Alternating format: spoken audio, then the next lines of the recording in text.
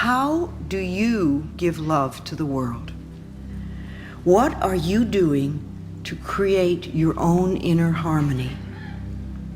What do you do on a daily basis to make yourself feel good inside? Or do you just sit and bitch about what you don't have? Well, it's one way of handling it, but it doesn't change the situation.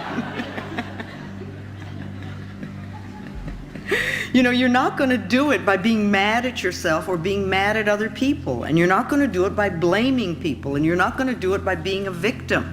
So what is it you do? How do you express unconditional love in your life?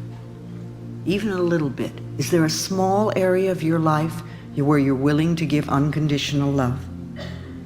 How are you experiencing peace within you and around you? And if you're not doing it now, are you willing to begin? Are you willing to start creating inner harmony and peace? Another question to ask yourself is, do you really want to change? Do you want to change? Or do you want to just sit there and complain about what you don't have? Or do you want to be a person who really has and creates a much more wonderful life than you have now? And if you're willing to change, you can. If you're willing to do the work involved, which means changing the way you're thinking, then you can change your life for the better. People come up to me a lot and say, "Oh, Louise, you've changed my life." Well, I don't change anybody's life. I don't do that. I'm not a healer. I don't heal anybody. I don't change anybody. I don't have that kind of power.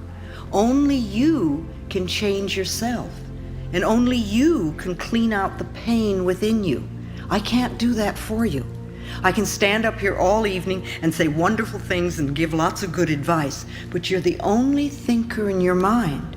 And you're going to make the decision of what you want to do with the information that you're being given.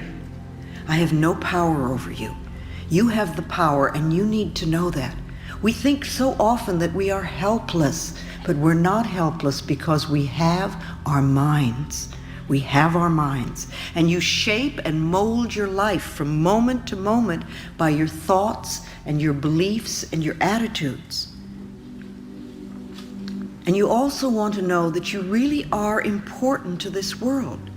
You might say, "Well, I really don't do anything." But you are. Just the fact that you're alive is important, and your life has meaning. It really does.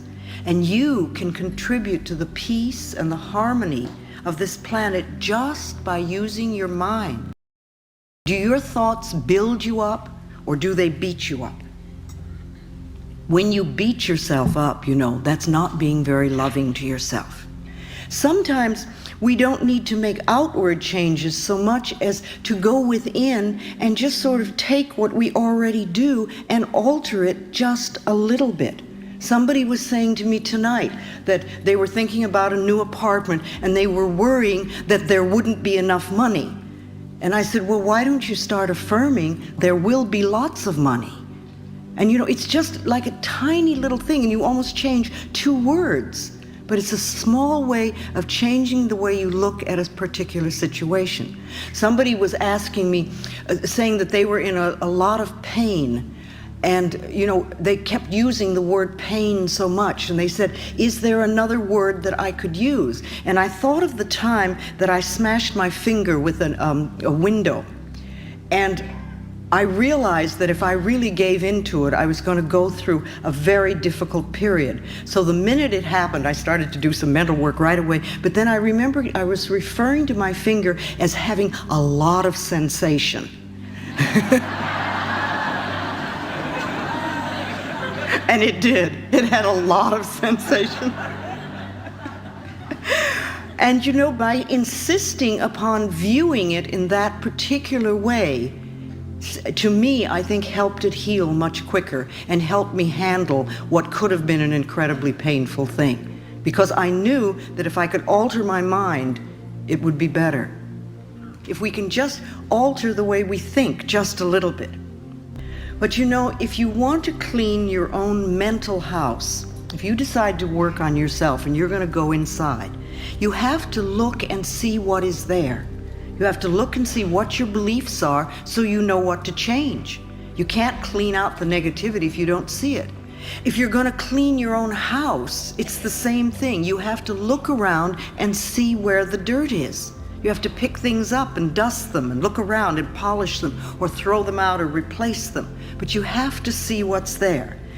You know, you may begin to do an affirmation for something and you're doing well, and then something happens and you say, oh, I can't do that, and you go back to your old worry habit again.